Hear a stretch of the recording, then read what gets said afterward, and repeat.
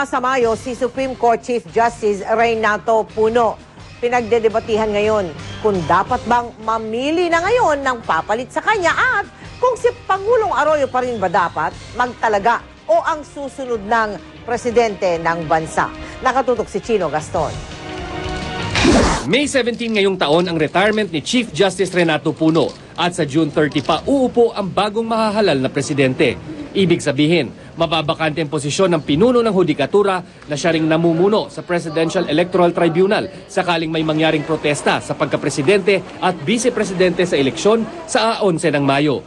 Ngayon pa lang, hinihirit na ng mga kaalyado ng Pangulong Arroyo ang pagtatalaga ng hahalili kay Chief Justice Puno pagdating ng May 17. We have to consider that we cannot afford to have a hiatus in the Supreme Court. For this reason, the President should and is legally in a position to extend an appointment to the new Chief Justice of the Supreme Court. Acting in the national interest would require that she take the proper action as far as recommending the next Chief Justice. Kaya hirit ni Congressman Matt Defensor na miyembro ng Judicial Bar Council, dapat umpisa na agad ang proseso sa pagpili ng susunod na Chief Justice.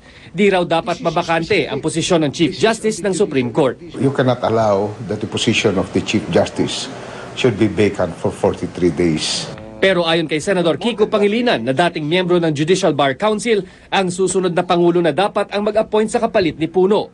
Kaduda-duda raw bakit pinipilit ng Malacanang na si Arroyo pa rin ang kailangan mag-appoint. Isa na naman tong paraan para manatiling may impluensya si Pangulong Arroyo sa mga institusyon, partikular ang Korte Suprema. Matapos pa siyang bumaba, matapos siyang mawalan ng immunity. Sa ilalim ng Saligang Batas, Article 8, Section 4-1, nasasaad na anumang bakanting posisyon sa Supreme Court ay dapat mapunuan sa loob ng 90 araw o 3 buwan. Kaya dapat ang susunod na Pangulo na ang mag-appoint ng kapalit ni Puno. Ang solusyon sa JBC, kung akong tatanungin, wag nang magsumiti ng 3 pangalan para walang magagawa ang Malacanang at hahayaan na lang sa susunod na presidente ang siyang mag-appoint. Si Pangulong Arroyo ang nag-appoint kay Puno bilang Chief Justice. 14 pang mahistrado ng Korte Suprema, si Pangulong Arroyo rin ang nagtalaga. Kaninang umaga, nagpulong ang Judicial Bar Council na sumasala sa mga kandidato para maging mahistrado ng Korte Suprema. Pero ipinagpaliban daw nila ang pagtalakay sa panukala ni Congressman Defensor na magkaroon ng advance screening. In fact, they started the discussions already. And the decision was to defer discussions because they wanted to find out the details on the previous appointments. Sa susunod na Lunes, muling pagpupulong ang JBC para muling pag-usapan ng issue ng advance screening. Chino Gaston, Nakatutok, 24 Oras. Nagbitiw na ang Provincial Coordinator ng Smartmatic sa Maguindanao na umano'y may koneksyon sa pamilya Ampatuan. Ayon sa tagapagsalita ng Smartmatic na si Jean Gregorio, nag-resign si Arnulfo Cuyugan dahil sa delikadeza.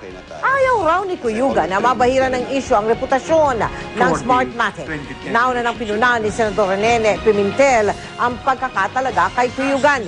Hindi raw tama na maging bahagi ng proseso ng eleksyon ang isang may koneksyon sa anumang political clan. Pero ayon sa Smartmatic, napili si Cuyugan dahil sa kanyang abilidad. Wala rin daw access sa magiging resulta ng automated elections ang isang provincial coordinator tulad ni Cuyugan. Chika Minute! Ngayong gabi na ang simula ng The Last Prince na pinagbibidahan ni Alger Abrenica at Chris Bernal. Nakatutok si Lar Santiago live mula sa set ng Telefantasia sa Tanay Rizal. Hi, Lar! Pia, malayo pero masasabing sulit kung papasyalan itong set ng The Last Prince ito sa Tanay Rizal. Parang isang tunay na palasyo at isang malaking dollhouse ang itinayo ng produksyon. Kaya naman ipinagmamalaki ito ng lahat ng kasali sa Telefantasia. Halatang inspirado ang mga taong bumubuo sa pinakabagong Telefantasia ng GMA na The Last Prince. Sina Alger Abrenica at Chris Bernal. Parang walang kapaguran sa pagtatrabaho.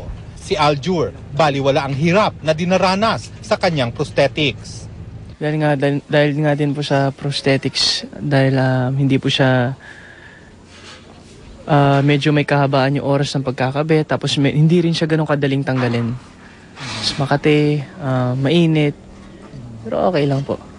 Kahit po talaga nakakapagod at halos araw-araw po kami nag-taping at nagkakasakit po ako, ginaganahan po kami ni Alger kasi gusto rin namin kumbaga bumawi sa lahat ng mga sumusuporta sa amin na ngayon ulit, binigyan ulit kami ng chance na GMA.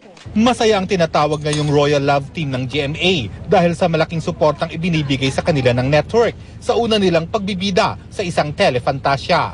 Sa set at costume pa lang, milyon-milyong piso na ang ibinubuhos ng produksyon, lalo pa itong pinatingkad ng kapanapanabik na istorya. Dapat po nilang abangan kung paano po nasumpa si Prinsipe Almiro, kung bakit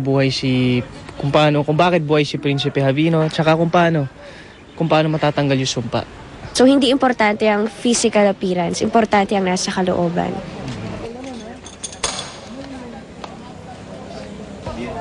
At kasama natin ngayon sina Alger at Chris. Hello po, magandang. Ayun, at mag-invite tayo. Ayan, iniimbitahan po namin kayo lahat na manood ng The Last Prince. Mamaya na po yan, after ng Darna, sa direksyon ng napakagaling at napakahusay na direktor. Walang iba kundi si Direk Mac Alejandre. Yan, sana po suportahan po ninyo ang The Last Prince. Malapit na po at tutukan nyo po after Darna. Thank you, Miss Winnie.